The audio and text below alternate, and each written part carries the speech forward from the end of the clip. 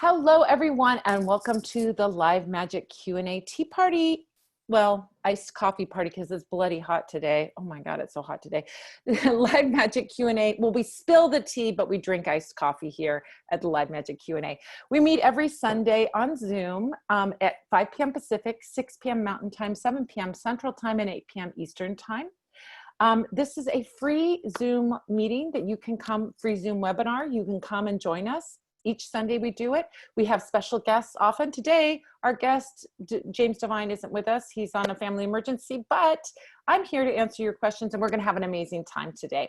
If you're watching a replay of this on YouTube and you'd like to get into the super secret clubhouse that we have here, all you have to do is be a member of the Spell Squad. And that is an easy thing to do, because to be a member of the Spell Squad, all you have to do is go to spellsquad.com, sign up for the newsletter, and then you will get an email with the link to join us on Sunday. So you could be here live asking your questions about magic, tarot, divination, spirits, spells, whatever you want to ask about in that magical spiritualist realm, we can answer it here. So my guests, I have amazing guests every week. This week I have just me, but I'll be answering questions. So you guys are my guests because you're going to come up with all these amazing questions for us. We are going to be doing something really fun on this episode, which is I've never done before. I've never done a reading at the end of our session. And we've had lots of guests that have done little mini readings at the end, but I've never done that. Don't know why, just haven't done it. So we're going to be doing that. So you guys that are popping in here, type in an emoji or the word of your favorite thing in the plant kingdom, trees, plants, flowers, anything like that. Put your favorite emoji from there or type in the word, and then we'll pick someone at the end to have a mini reading at the end, which will be super fun. All right. So let's see what else I have to talk about. Before we get started with the questions, you guys can go ahead and start typing those questions in, and I'll get to those after I give a couple of little announcements. First of all, on the 28th, which is this Friday night, James Devine and I are going to be doing a workshop called the Palmistry Tarot Mashup, and we are doing it through the Robin's Nest in Bellingham, Massachusetts. If you would like to join us, I'm going to put the link to that in the chat to everyone. Hold on just a second. If you can also find it by going on to my site. You go to Parlor of Wonders and you go to Learn. You will see something that says Make Magic with Me. I just changed the title of it. That's the workshops. Make Magic with Me. So click on that and that will take you to all the workshops, and that's going to be something that you can find out about this workshop that's coming up this Friday. I don't know if the spaces are limited or if they've sold out because I'm not handling it, but you might want to check that out, and it's going to be an amazing time. You're going to be with me and you're going to be with Jim, and it's going to be so much fun. We always have an amazing time, and everyone that's gone to this has had their mind blown. If you know a little bit about tarot, if you know nothing about palmistry, you can come to this and you will have an amazing experience. If you know a lot about either of those topics, you're going to also have an amazing experience because you're going to see how palmistry and tarot mesh in the hands of the tarot cards. It is a mind-blowing experience, and it's going to be a fun, interactive workshop. It takes place at 4 p.m. Pacific time, 7 p.m. Eastern time. So those of you on the East Coast are going to love it because it's at a nice early-ish time, unlike my regular things. So you're going to have a great time. All right, the next thing that's coming up after that is I am going to be teaching an amazing workshop. I have prepared this workshop. It is a fun, interactive Zoom webinar. So it's going to be this webinar format, but we are going to be interacting, and you're going to be making, as a hands-on workshop where we're going to be making petition papers together. Yes, petition papers, all different kinds of petition papers. Do you want to make a petition paper with me? I'm going to teach you all the petition paper secrets, how to choose, what to write, how to do it, all kinds of magical petition papers.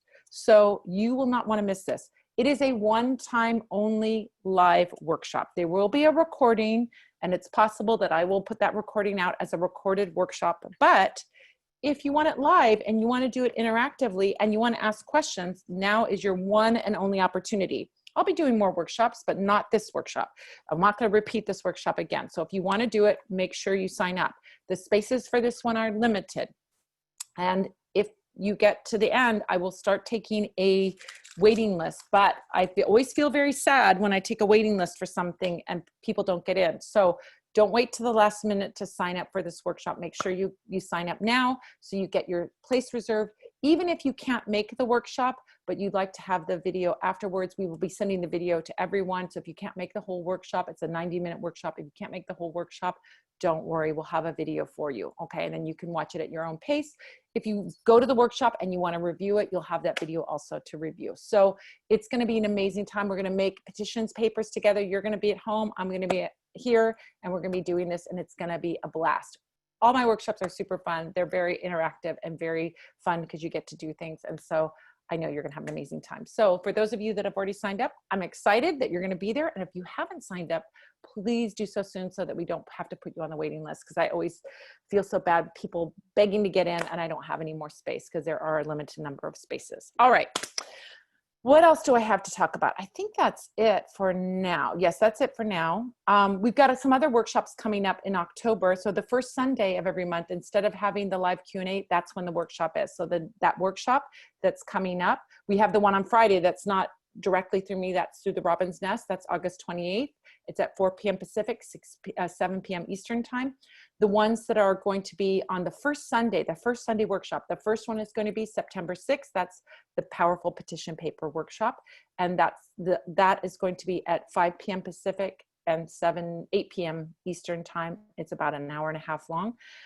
Sunday, October 4th, we're having Making Friends with the Scary Tarot Cards. And that's where we talk about the tarot cards that are a little intimidating, what they mean and the possibilities for them, and how do we work with them in a reading, or what do we deal with them if we get a reading and we have one of those scary cards, what do they mean? So that's a very, very good workshop too. I thought that'll be a fun one for Halloween season, October.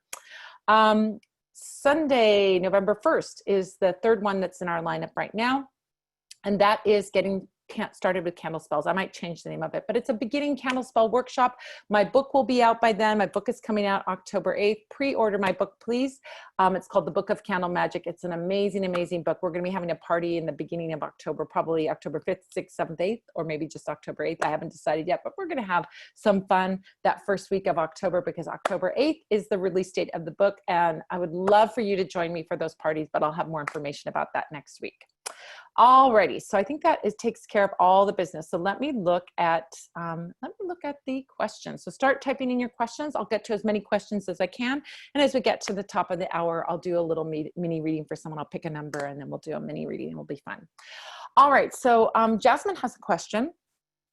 I have a question. When a vigil candle is done burning, why do candles get blockages and wax rings? And what do we do if we have a candle like that when it's done burning? What do we do? Okay. So the question is about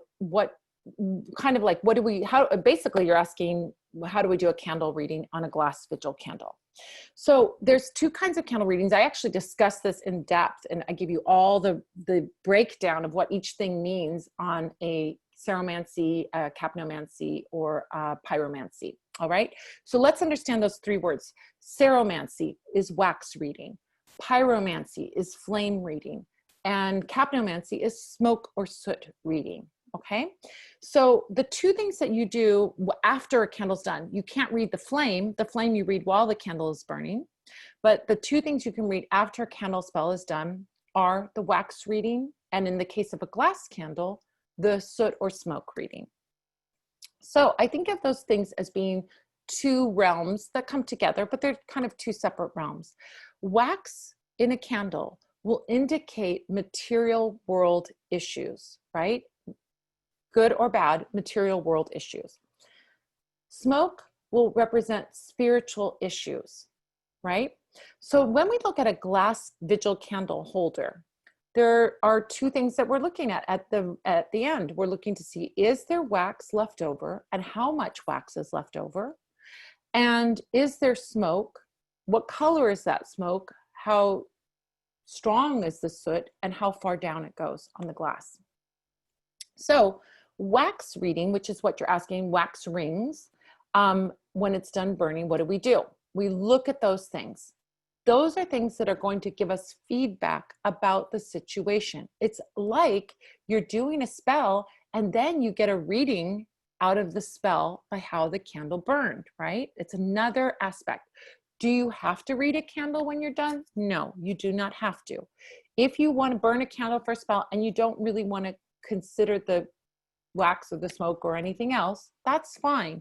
That's how I practiced magic. Probably the first 10 years I was burning candle spells back in the 80s. I mean, back in the, if I really want to go back into the 60s when I was born, when I was a little kid. I was born in 64. So 1970 on, I was lighting candles at church, right? I would light the candle at church and then I would say a little prayer and then I would let it go. I didn't go back to see how my candle was burning. I didn't go back to see how the wax was burning. It wasn't possible, right? So there are plenty of spells that you can do without doing a reading at the end. And if you want to work that way, that is totally a legitimate and fine way to work.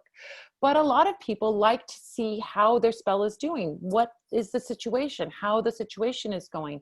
What can they expect from their spell work? And so on. And that's where the reading comes in. So when we see a candle that has excess wax on the glass of the candle, what we're looking at is blockages on the material level, or work that needs, let's call it this, work that needs to be done on the material level. Our ideal burn is that the candle wax burns completely. When the candle wax burns completely, there is nothing more that you need to do for the situation on the material level. Your level of work is fine. So for example, I'm burning a candle so that I can get a new job, and I'm putting out resumes, and I'm burning this candle, and the candle burns completely and there's no wax at the bottom. That doesn't mean that I stop sending out resumes, right? It means that what I'm doing is the appropriate amount of work, right? The level of work that I'm doing and sending out those resumes, I'll just keep it up. However, if I have wax on that didn't burn, it means that there's something more I need to do on the material level. For example, oh, I'm sending out resumes, but I still have wax remains in my candle. That tells me I need to step it up a little bit. Maybe I need to do some networking. Maybe I need to ask my friends about jobs. Maybe I need to send out more resumes. Maybe I need to redo my resume. Maybe I need to go look on more job boards. Maybe I need to make a more focused effort in some way, right? There's more energy and effort needed on the material level toward that thing. So you got that? No wax means you're doing the right amount of effort. Leftover wax, you need to give it more effort on the material level. Smoke, on the other hand, is about spiritual issues. So there's lots of different things with smoke, but basically, let's talk about just two simple ones. If there is dark soot going down, that means spiritual blockages of some kind. How far it goes down the glass tells us how heavy those blocks are, how much we'll have to work on it to get out of the situation, right? So a glass that burns smoky all the way down to the bottom, we've got a really blocked situation that we might have to work on a little while, and we might have to do some cleansing work around the situation. A little bit of smoke at the top, some dark smoke at the top, we've got a block, but it's going to be, we're going to get through it pretty quickly, right? So you're going to have a gradation in how far down the smoke goes. Now, dark smoke is indicating spiritual blockages. Gray or white smoke indicates that your spirit guides want to help you with the situation. So there you have it. Super simple, super easy way to do a candle reading. Now your question, burning wax rings, I don't know how the wax rings, how far, I mean, I'd have to do a candle reading to look at it, but wax in general, if there's leftover wax, it means that you need to do something on the material level, okay? All right, Natalie, I want to use one of your rose candles for the centerpiece of a self-love spell. Such a beautiful choice, really beautiful choice. I'm not sure what color to get. I was thinking blue, as I need to heal past hurts and current attitudes to move forward, but I could also see purple for empowerment, or orange for breakthroughs, or brown for grounding. What would you recommend? Got an answer for you, Natalie. This is where support candles come in, right? I can't decide what color to use. I want the blue, but I want the purple, but I want the orange, I want the brown. What color should I use? Well, there's lots of choices. You could get one rose candle in each color and burn them consecutively. That would be one way of working. So I'm gonna do a series of candles for a self-love spell. And I'm gonna first do the blue, and then I'm gonna burn a brown, and then I'm gonna burn a pink, or I'm gonna burn a white, or whatever. And down the row we go. So that's one way of doing it. Another way of doing it is with support candles. So if you've ever seen the videos or the pictures on Instagram of the New Moon Hearth service, you will see on those pictures that I have one central candle, and then I have 3 or 4 candles around that candle that are of different colors than the master candle. The master candle is the central candle, the figural candle. Like in your case, the rose is the master candle. But we can have support candles in different colors. So you could have the central candle be a blue candle, and then you could put a support candle in brown, a support candle in orange, a support candle in whatever colors you want, purple, whatever you want around that candle. You can dress each of those candles in a different oil. So now you're let's say, dressing your purple candle in Queen Elizabeth oil, and your white candle in Release and Restore, whatever it is that you want, you can also bring in that element. Don't want to give you too many things, moving parts to think about, but if you are ever wanting to do a figural candle spell and you have a master candle, one main candle, you can bring in other elements by bringing in support candles. Another way you can bring in another element of color is with glitter. Right? I have beautiful glass glitter. I am so into the glass glitter thing. You guys don't even know. Glass glitter is what they used to use back before the 1950s. So if you ever get an antique and it has glitter on it, it's got glass glitter. And the way glass glitter looks, it is tiny little pieces of mirror. So you get your mirror magic, and it is powerful and it is gorgeous. They shine like diamonds. I am absolutely in love with glass glitter.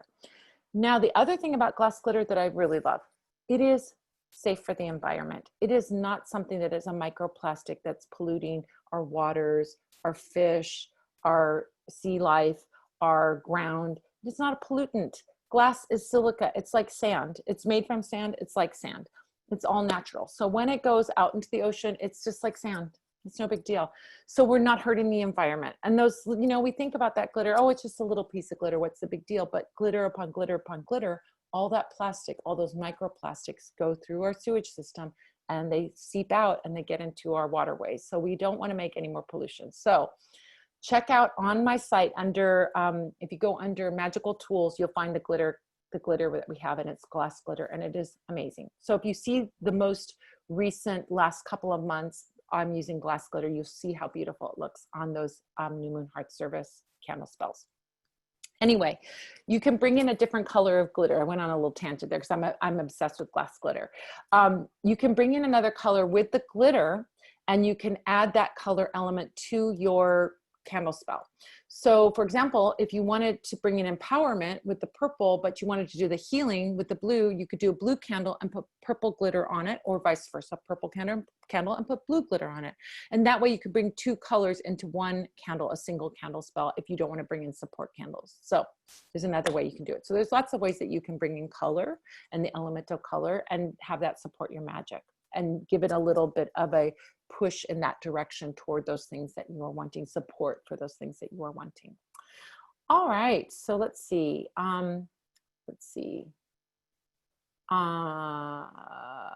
Okay. Bruce asked the question, what have the tarot cards told you about when this nationwide lockdown will be over? Well, this is an interesting thing. I think we've kind of talked about it before. Maybe we have talked about it before on the Q&A, but there are some people that are very, very good at doing psychic predictions or divination around world events. Who's going to win the election? What's going to happen here? What's going to happen there? And there are people that are very talented. I know many people are very talented. However, that is not the way I work. I just can't, it's not my jam. I connect in some way. When I do a reading, I am connecting to the spirit of the individual in a very focused way. I'm like right there with the person. So when I do a reading, I can take that person and I can tap into their energy. And I can take any person that is 1 degree of separation from them and tap into their energy. So their family, their loved ones, their lover, their kids, I can tap into the family energy. I can only go to that 1 degree of separation though. So when we get into questions of like world events, it's too far away for me. I don't get any information. It's too vast. It just doesn't work. I just can't do it. Now, maybe that'll change one day. I don't know. But up until this point, I have not been able to do it. So what was interesting, what I found that was interesting is at the beginning of the year, people were asking me questions about, you know, relationships or career stuff or this and that.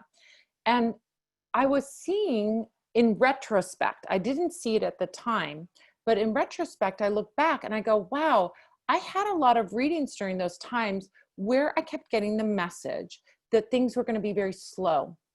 Things were slowing down. It was going to take a long time for them to get the new job. It was going to take them a while for the relationship to get back on track. But I didn't see the connection of world events affecting that. All I could see that it was going to take a long time.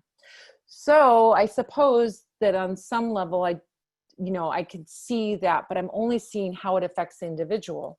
So in a question, when will an individual have a freedom in their life? I could answer that question, but the world event thing is not my jam. I am too focused on the individual energy. I get very connected heart to heart with my clients when I do a reading, and I'm very intensely focused on their experience and their world, their experience. So I can talk to the individual about their experience in all of the world events, but I cannot talk about world events. It just is too amorphous for me, and it's not how I connect. I connect to the individual's energy, and it's too many individuals and I'm not connected to them, you know. I can only go 1 degree out. So that's a great question though. I love that because it's an interesting phenomenon. And the only thing I can say is that I noticed this trend in retrospect with a lot of people getting very slow things, but I didn't put 2 and 2 together that there was something going on in the world that was slowing everything down. I just, thought this individual, this is their experience, so. All right. Okay. Kelly asked a question and I'm going to help you, Kelly, here. You're asking a question about an individual, which isn't so helpful, not how we ask the questions in our Q&A. So the kinds of questions we ask are, what is something I can do for a love spell? Or what can I do for a relationship that's very slow? So Kelly's question is, I want to know about a female Scorpio, male Aquarius relationship, 4 years and still non-committal, but very sweet to me. Well, that's an Aquarian for you. I'll just say that. That's not super surprising. Aquarians are like people from another planet. They're amazing, but they are very far advanced in so many ways. They think they're like Mr. Spock in a lot of ways. They're air signs, so they're up in their head, and they can be very progressive and very original. And so they may not view things the way the rest of the world views it. So I would say that. But that question is very specific to you. A better question would be, how do I get an Aquarian to commit? Or how do I get someone who isn't committing to commit? That's going to help everybody. So I'm going to alter your question a little bit and change it a little bit. So how do you get someone to commit? One of my favorite, I'm just going to give you one little tip, one little thing. One of my favorite herbs and essential oils is neroli. It's a flower, really. It's the flower of the orange blossom essential oils, basically neroli. That's neroli. So neroli, it's spelled Neroli, is a beautiful, beautiful essential oil, and it is for deepening a commitment. It's for sweetening and deepening a commitment. In the olden days, people wore orange blossoms in their hair or carried them in their bouquet when they would get married. So if what you want is a marriage, neroli is your oil. Neroli essential oil, or orange blossom flower, or orange blossom hydrosol is another way of getting that orange blossom essence in there. Any one of those will be an amazing, amazing tool for that. Now, what do you do with that? You can put it on a candle. You can add it to, you never apply essential oil directly to your skin, but you could put it in your bath. You could put it with a carrier oil like sweet almond oil or fractionated coconut oil or apricot kernel oil, and you could blend that, and then you could apply it to your body. You could add it to a massage oil and give your lover a massage. Those are all beautiful things that you can do with the intention of deepening that commitment and getting that marriage if that's what you're aiming for. Okay. Let's see what else we have. Mary's asking a question, how do I do a reconciliation spell? There are a million reconciliation spells. So I'm going to give you the easiest, simplest, best way you can do a reconciliation spell. Now, I will say this, that with love work or any work where you have access to the person, if you have access to the person, what I call the gold standard for love work is to get something on them and to get something from them. Meaning, you get something on them, an oil, a sachet powder, an herb, petition paper, and whatever you want to do, but you get something on them, right? Then you get something from them, a piece of their hair, a fingernail clipping, clothing that they've worn close to their body, that they've sweated in, that you haven't washed. Anything like that that has their DNA on it is a powerful tool that you can do magic then remotely.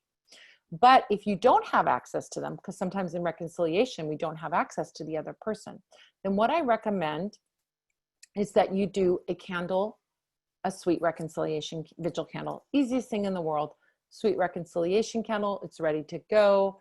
You just put your petition paper underneath it. And if you don't know how to write a petition paper, you know where to go on September 6th, but sign up now. And then you light that candle. The candle is ready to go. It's all loaded with herbs and oils and ready to go.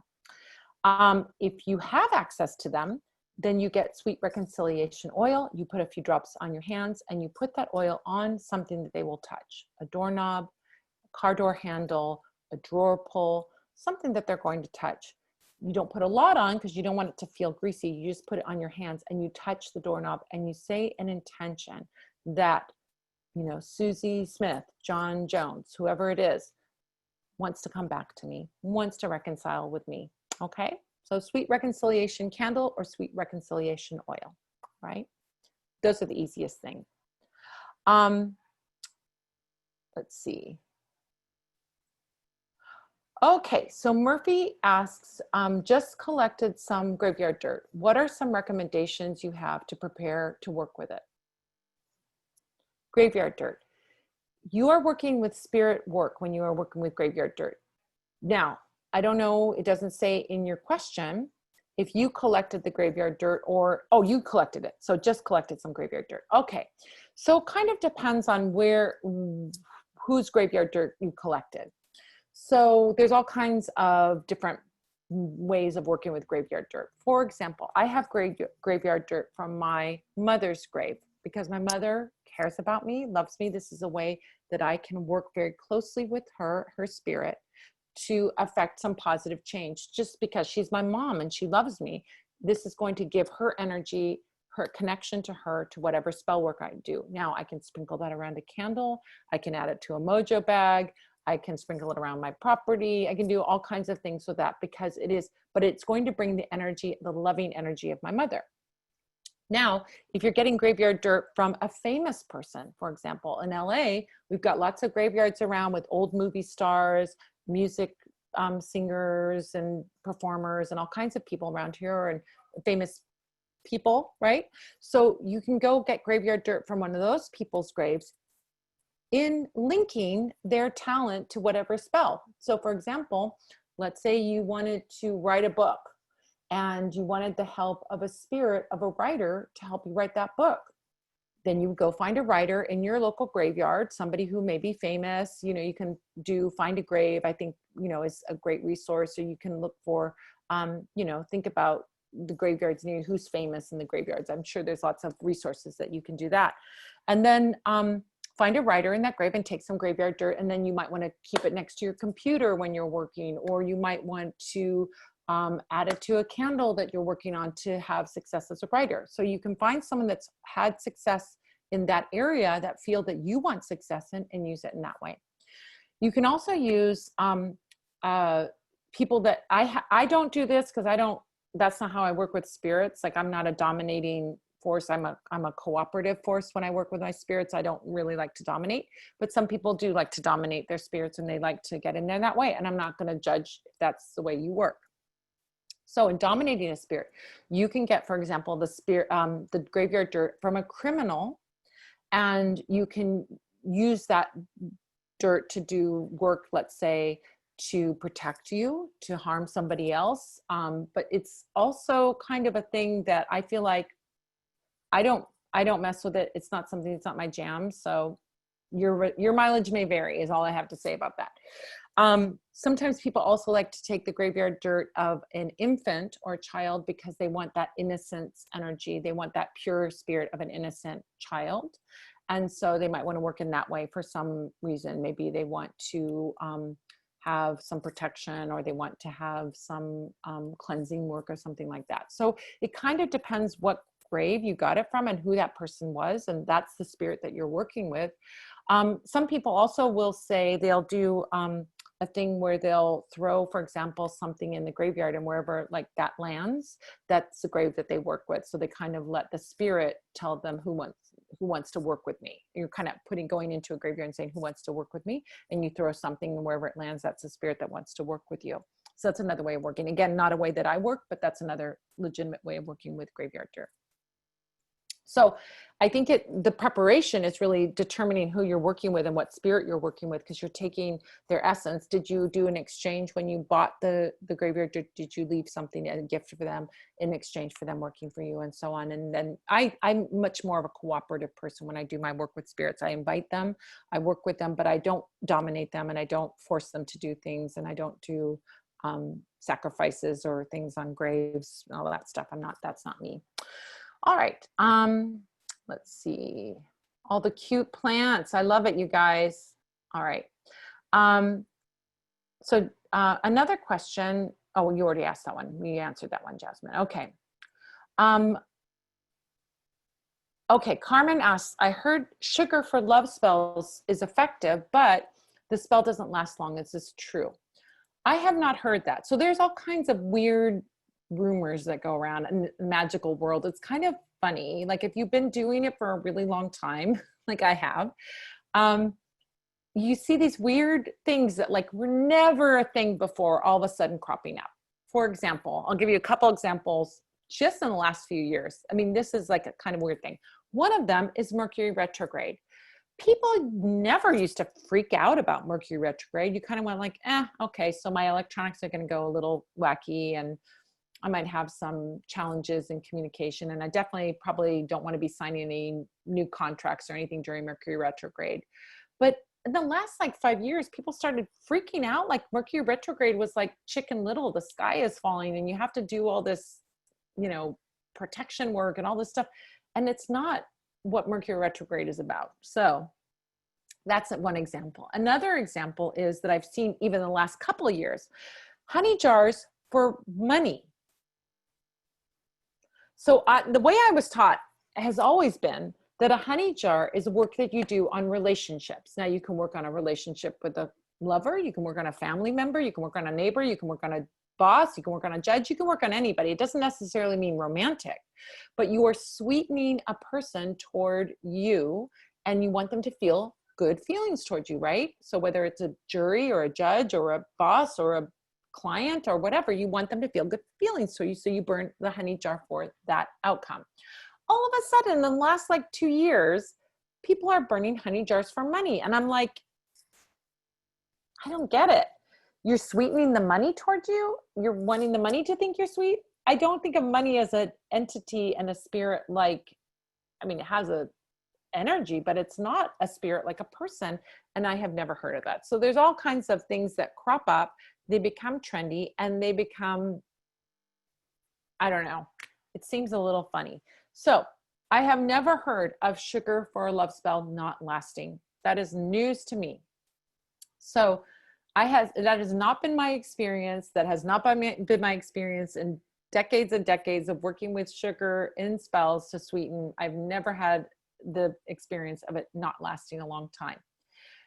However, any sweetening spell is going to be slow work. It's going to be work that as a slow working, it will tend to last longer, but it's like any work. If let's say, for example, you do a reconciliation spell, this is the reason that readers and root workers and spellcasters don't like to do reconciliation work. I love doing reconciliation work. That's not me. I think it's fine work to do. I get people back together. I'm good at it. You know, it's fine. But what I see is the thing that people complain about, which is that when they bring the couple back together, the couple goes back into their old pattern, their unresolved wounds and their old patterns, and then they get back into their thing that makes them break up again, right? So reconciliation can bring you back together, but it's not going to solve a deeper issue if there is a deeper issue. In most cases, if there's a breakup, there's some unresolved issue that has to get resolved.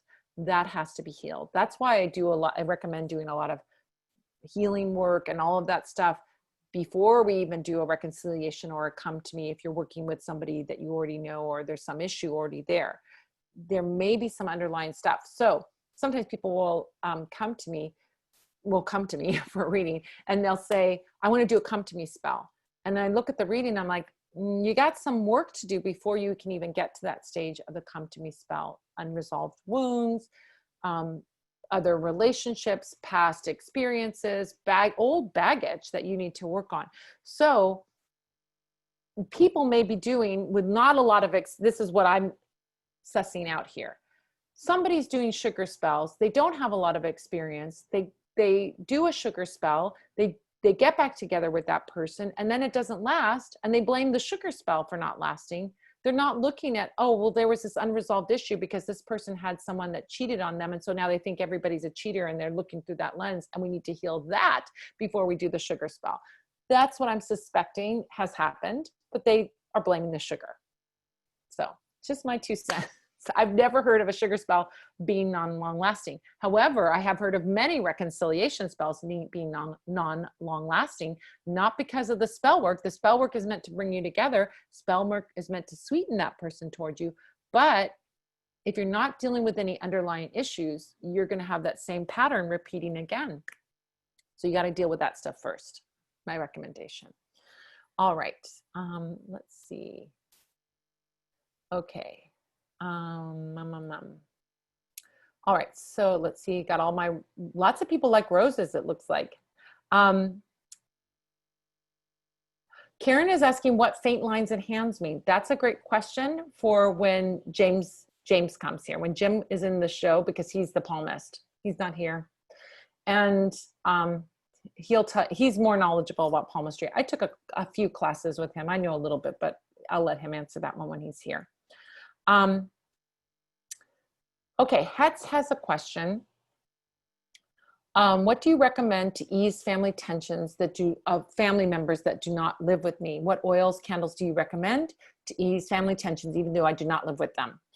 So, great thing this is one of the things I should recommend to all of you guys. When we are in our quarantine, we're in lockdown, we're kind of not able to go out. If you have a peaceful home, that's fine. Like my house is a very peaceful house. I could be with my kids I am with my kids 24/7, and we're great. So, but what happens if you have a challenging home situation? Not everybody is so fortunate, to have that very peaceful home. So what happens if you have a challenging home situation? How do we bring that down? Well, there's a couple things that you can do. Number 1, peace and tranquility. So there's peace and tranquility candle, and there's peace and tranquility oil. That's what you can do. Now, if you don't live with them, you can still burn the candle for them at a distance. That's what candles are great for. When we have to do work at a distance, if we don't have access to the people, we can burn a candle for them, and by proxy, we can send that energy to them. That's why people do candle spells for love that is far away. But when they have access to the lover, I recommend they do something different than a candle, right? Same thing, if you want to support your work that you do for yourself with a candle, and you like doing a candle ritual, that's great. But immediate work on yourself, take a bath, put some oil on yourself, smudge yourself. Those are all things that you can do right here, right now, that is physically on your body, right? So candle's like one step away, but when you have to work on somebody by proxy, it's superb work when you have to work on someone at a distance. So for your situation where you're not living with them, you can burn a candle. Now, if you are able to go over to the house and you are able to see them and things are tense and weird, but you want them to calm down, you can get a little spray bottle. I sell some glass spray bottles, or you can get one at your local drugstore. Get a little spray bottle, add several drops of peace and tranquility oil, add some spring water or some alcohol. You can use Everclear or vodka or brandy, or it's going to smell a little alcoholic though. Or you can use spring water, and that doesn't have a scent. And then shake up that bottle and spray around the house. Then you're spraying that, a smokeless incense is what we call that. You're spraying a smokeless incense of peace and tranquility. Now, if you like incense, another great thing to imbue an environment with a certain energy is burning incense. And there are lots of methods for burning incense. My new obsession is Japanese incense. I have loved it for a long time, but all of a sudden I've just gotten really into it. And so I brought some Japanese incense into the store. It's amazing. It is the best quality stick incense you can get. The stick is not even on like a little bamboo skewer, like typical stick incense. The whole stick is made of incense. It's made with sandalwood. It's made with the real herbs. It smells delicious. It doesn't smell overpoweringly perfumey. It isn't gonna, if you are, have sensitivity to artificial fragrances, it isn't going to cause problems because there are no artificial fragrances in Japanese stick incense. So if you go onto my site and you go under shop and you go to incense and you go to stick incense, you'll see all the stick incense that's there. And there is one called peace incense. And so using that peace incense for calming the energy in the house, you can keep that incense burning every once a day, a couple times a day. Beautiful thing to do if you're in that house. Okay. So that's what I would recommend. All right.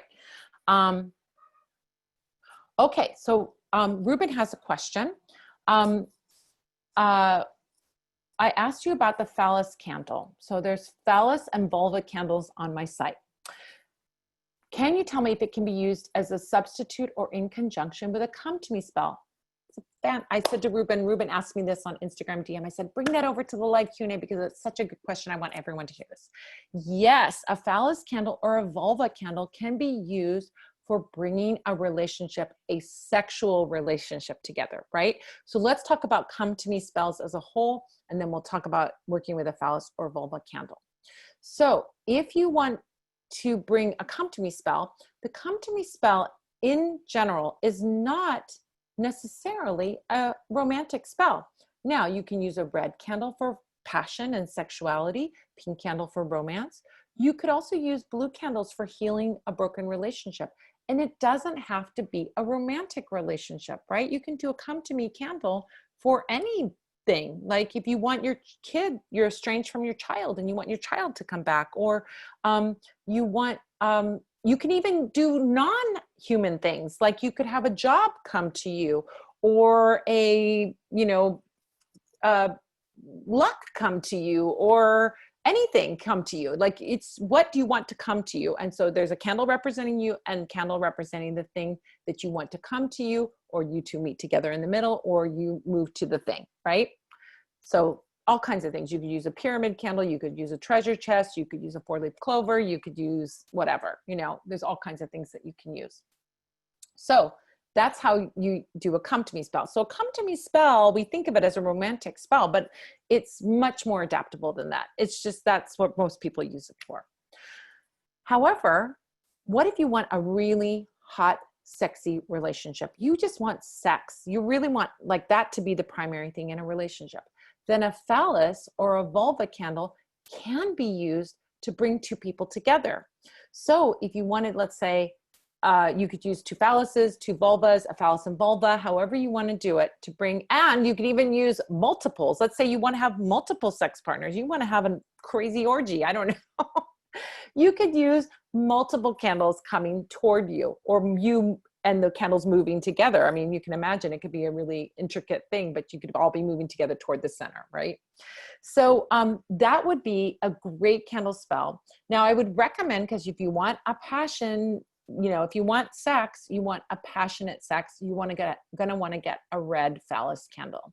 So 1 candle to represent you and 1 candle to represent the sexual equipment of the person that you want to bring in, and you bring those closer together, and it will be a beautiful spell. And it's going to be hot, it's going to be spicy, it's going to be sexy, and the sex is going to be the primary thing of that relationship.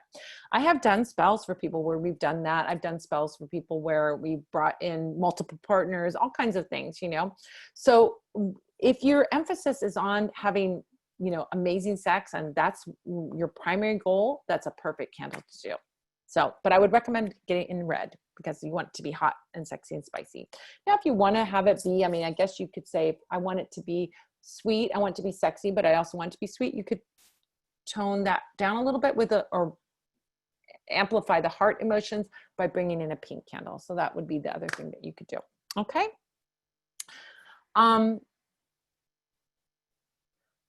Okay, so Jen has a question about candle reading, and then we're going to do our reading next. Okay, so this will be our last question. Jen asked the question, the soot in my vigil candle often seems to come from the flame I use to relight it. Does that count toward the final reading?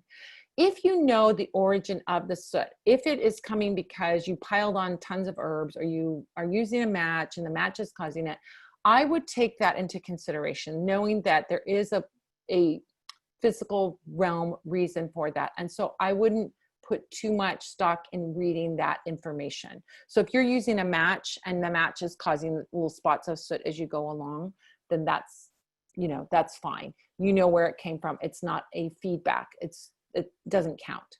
But if you're seeing little spots of soot and they're not coming from your match, then you might want to look at those, because those little spots of soot, I always see like spots of soot that are unexplained by the match or the lighter or whatever it is that you're using, as being internalized negativity or internalized blocks, meaning oftentimes self-esteem issues, anger, negative emotion, sadness, or whatever that's blocking you from getting the thing that you want. So little spots of soot, that's what I see as internalized issues. And if you're not seeing it coming from a match, that's what it would be coming from. All right. So let me pick a number. I'm going to pick number 5 because number 5 is my number. I'm a 5 in numerology, and I love the number 5, and I was born on the 5th of July. So I'm going to pick number 5. So let's see what we got here. Number 5. So 1, 2, 3, 4. It's Patty Miller is number 5. All right, Patty, I'm going to pull you on. Hold on a second. And we're going to do. Hi, Patty. Can you hear me? Hi, can you hear me? Oh, let's see. Oops, oops, oops, oops. I did one thing. Oh, hold on.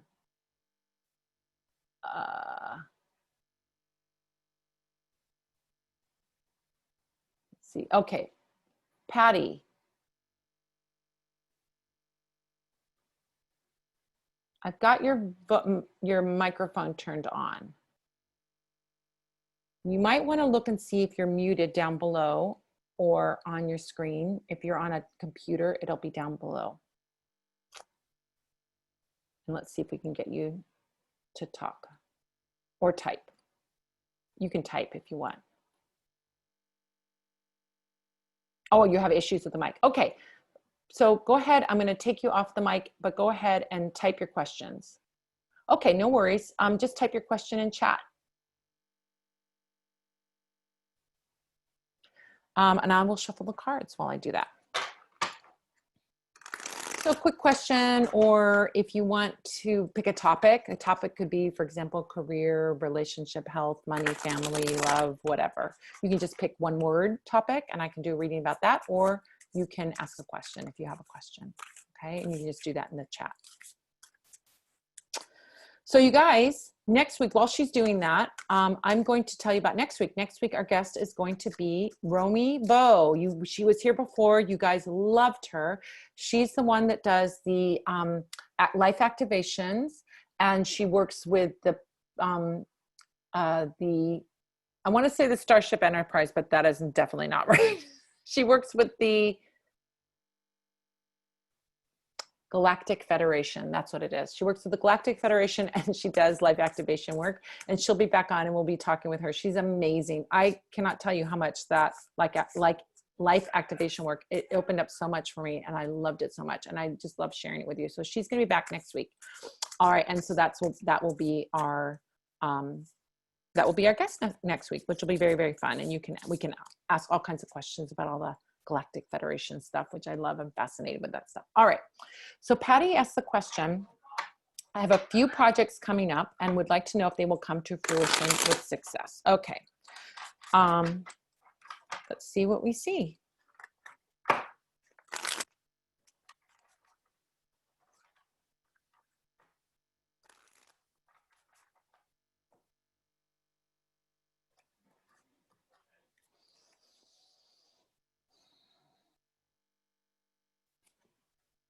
Oh, nice. Okay, here's what I see. 3 projects. One of them, no, 10 of Swords. One of them is you're going to close the door on it. This is like closing a chapter on something. It will have run its course and you're just going to say, I'm done with this one. So there's one project that isn't going to really, it's not that I'm not going to say it's not going to pan out, but you're going to close the door on it. That's what I'm picking up with that 10 of Swords. You're going to close that chapter. And I think the reason is because the other 2, I'm looking at 3. So I don't know if you have more than 3. The other ones we'll say are going to be so good. I think you're going to be putting your energy and focus there, and we're going to be leaving that other one behind. So, 3, perfect. So one of them you're going to leave behind only because the other 2 are so amazing. We have the Star card and the Wheel of Fortune. So let's talk about Wheel of Fortune. One of those projects means a lot of risk for you. The risk leads to the reward. So it means that you have to extend yourself in some way or put yourself out there or invest in something that you aren't going to see an immediate return on, or there's something that feels risky, not risky dangerous, but risky like, oh, I have to have faith and trust in this to get there. So you doing that for that is going to produce a great result. The other one, there's one that's just completely divinely blessed. This one is going to be easy as pie. It's going to come, you're going to get divine inspiration. You're going to get like ideas coming to you. You're going to be in flow. It's really going to be easy. The other one is like, oh, I got to do this thing and I have to put it out there and it feels a little risky. So that one, you got to take the risk to get the reward. So that one's like, yeah, if you take the risk, you'll get it. But if you stand back from the risk, you won't get it. So you got to do the risk to get this one. This one's going to flow easily. And then one of them is just going to be like, oh, I don't have time for that anymore. I'm too busy with the other one. So, so that's really good. I love seeing that. I mean, like these cards are really, you know, telling us. I just intuited 3 because you said a few and I said, oh, well, we'll go with 3 and that's it. So we've got one that flows very, very easily, one that requires you to extend yourself, and one that just you're going to leave by the wayside. So you might know which ones those are. If you don't know which ones those are, I think you can probably guess which one is the risky one. At least that you will know. And the other 2, just let it sort of play out. There's gonna be one that just flows so easily, that's really divinely inspired. You're just gonna know what to do, and you're gonna get hits and information and downloads and all kinds of things on what to do with that one. So you've got 2 really, really good projects and one that's just gonna run its course, let's say. Does that make sense, Patty? Give me a yes or no in the chat. Oh, she's a big capital Y-E-S. All right, perfect. Well, you guys, thank you so much for joining me here. I always love to get together with you. It's always fun. I was sad that Jim wasn't able to join us, but life happens and he needed to be there for his brother, and he'll be back with us. We'll have him in several weeks. I have some openings, so we'll get him back in here. And the rest of you, I just love spending time with you like this. This is like the old days when I used to do it all by myself. So I kind of love it, kind of nostalgic for all of that. It's really fun. I hope that you guys will be joining me for the class on the first Sunday's class. We have that petition paper workshop. Do you want to be like Mary Smith and have success and abundance and luck and wealth? I think you do. Come to my workshop and we're going to tell you how to make magic with a piece of paper and a pen. You're going to make magic with a piece of paper and a pen because we're all going to do it together. It's not just sitting and listening to me. We're going to actually do them and we're going to talk about them and we're going to chat and we're going to have fun. It's going to be an amazing time. So make some magic with me. Come on September 6th. If you want to get in and you don't know how to get in, go over to, you can either go to bit.ly, bit.ly/magic workshops, and that'll take you over to my site. But easier, go to Parlor of Wonders, go to learn, say make magic with me, click on that, and then you'll be in like Flynn. Click the button, sign up. The spaces are limited, so don't wait till the last minute, because if you wait till the last minute, I can't guarantee that you'll get in, and then you'll be sad because you aren't in the class and you want to be in the class and all of that. So I hope to see that. So here's the, I'll give you the link, the direct link down here. Well, last couple minutes while I'm talking, if you want to, here we go. This is the direct link to the workshops right there at the bottom of the chat. You can get over there. You can sign up for that workshop. There's 2 other workshops, which are the how do we make friends with the scary tarot cards. That's October. And then November is the first of 2 beginning and advanced candle magic classes. The beginning candle magic class is in November, the first Sunday of November. So I hope you'll join me for that. They're all going to be amazing. We have so much fun together. It's just more fun, and we're going to be making things together. What could be better than that?